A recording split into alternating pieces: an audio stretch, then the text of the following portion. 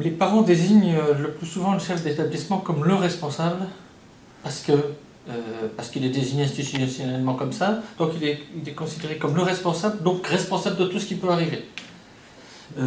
Responsable du fonctionnement pédagogique, responsable de ce qui arrive à leur gamin dans la cour de récréation, y compris responsable de ce qui arrive à leur gamin sur le chemin d'école.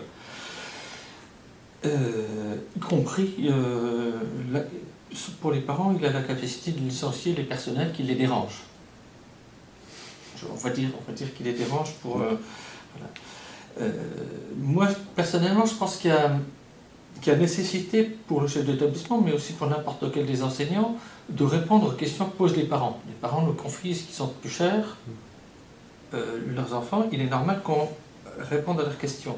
Après, je crois que la difficulté, c'est de rester professionnel dans la réponse et de n'entendre dans le questionnement des parents que ce qui peut concerner le mieux qu'on peut apporter à la scolarité de leur gamin.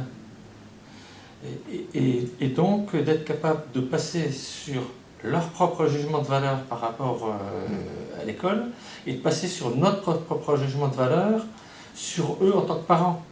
Parce qu'ils ne sont pas là en tant que parents, ils sont là en tant que parents d'élèves. Ce qui nous concerne, nous, c'est en quoi eux et nous, on peut concourir à une meilleure scolarité, à une meilleure acquisition des apprentissages par les élèves.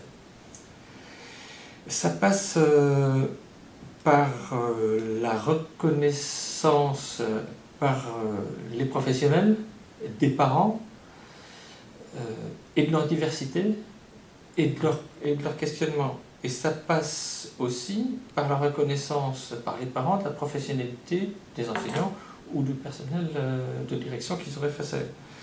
Et je crois que ça, c'est d'autant plus facile que, un, on reste sur un registre professionnel, et que, deux, on a une posture d'écoute et on a une posture de dialogue. Donc ça passe par la nécessité de faire des parents des partenaires, pas uniquement les parents de la fédération des parents ou des fédérations de parents qui seraient dans l'établissement, mais les parents de manière générale. Et partenaires, ça ne veut pas dire qu'ils vont co-construire les leçons de mathématiques, mais partenaires dans l'éducation, dans la coéducation de leur enfant. Et là, il y a un travail immense à faire, et à la fois avec les parents, et à la fois avec les enseignants, et y compris avec les cadres de l'éducation nationale.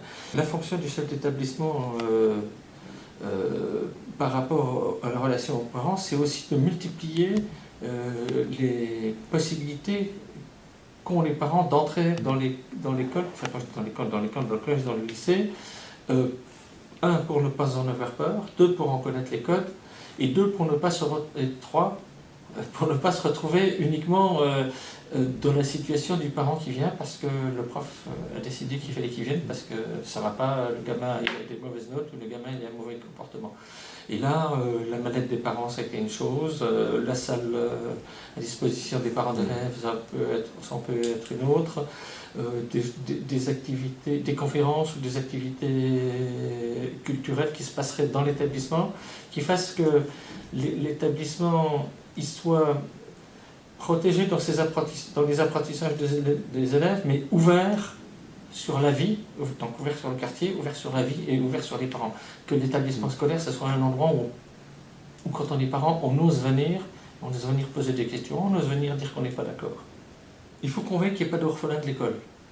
Mais qu'il n'y ait pas d'orphelin de l'école chez les élèves, c'est-à-dire pas d'élèves qui se trouvent à n'être pas en capacité de bénéficier des apprentissages, mais il faut qu'il n'y ait pas d'orphelin de l'école chez les parents. Il ne faut pas qu'il y ait des parents qui soient mis à l'écart parce qu'ils ne correspondraient pas à l'image qu'on a de ce que devrait être un parent. Et là, les associations, et en particulier les PEP, on ne veut pas qu'il y ait d'orphelins d'éducation, pas d'orphelins de la culture, il ne faut pas qu'il y ait de parents orphelins de leur parentalité d'élèves.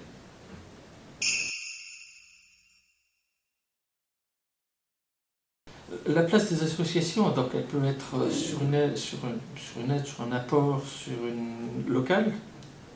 Et là, si on ne pense pas qu'au collège, qu'on pense à l'ensemble du système éducatif et en particulier du premier degré, les associations ont toute leur place dans les projets éducatifs territoriaux. Et dans les projets éducatifs territoriaux, on trouve des professionnels, on trouve des représentants des collectivités, on trouve des parents, et c'est donc une occasion de réfléchir et de parler ensemble de l'éducation et de l'école. Les associations ont aussi leur place dans le cadre de la formation professionnelle des enseignants. Je ne reviens pas sur la place que peuvent prendre les associations complémentaires de l'école publique dans les SP.